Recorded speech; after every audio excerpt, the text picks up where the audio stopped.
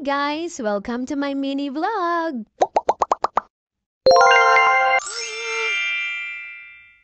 So ayun guys, for today's video, dapat tokwat baboy lang ang kakainin natin. Kaso naisip namin, parang ang boring naman, tokwat baboy lang, walang kapartner. Kaya sabi namin, parang masarap ang tokwat baboy kung may kapartner ng lugaw. Tamang-tama naman guys, merong kaming malagkit dito, glutinous rice at atay ng manok. Kaya naman sabi ko sa asawa ko, oo nga, sige, tamang-tama, na-miss ko ang lugaw sa Pilipinas. Yung lugaw na nabibili sa kanto na 25 pesos per cup. Tapos ikaw na rin maglalagay ng pampalasa, depende sa panlasa mo. Naman ginaya na rin namin kung anong meron sila doon na bawang, sibuyas, kalamansi, patis, at paminta. Sabi guys, the best talaga ito. Nung umuwi kami sa Pilipinas, isa to sa mga kinain namin doon kasi isa talaga ito sa mga na-miss ko. Pagkain Pilipino talaga siya guys. Kaya ayan naman guys, sabi ko sa asawa ko, tikman na niya at ang sabi niya masarap na. Siyempre malamang masarap yan kasi siya nagluto, haha, char. Siyempre guys, hindi naman ako magpapahuli. Nang titimpla na rin ako nung sa akin. Bali 1 cup of glutinous rice nga pala yan guys, ang niluto ng asawa ko kasi dalawa lang kami para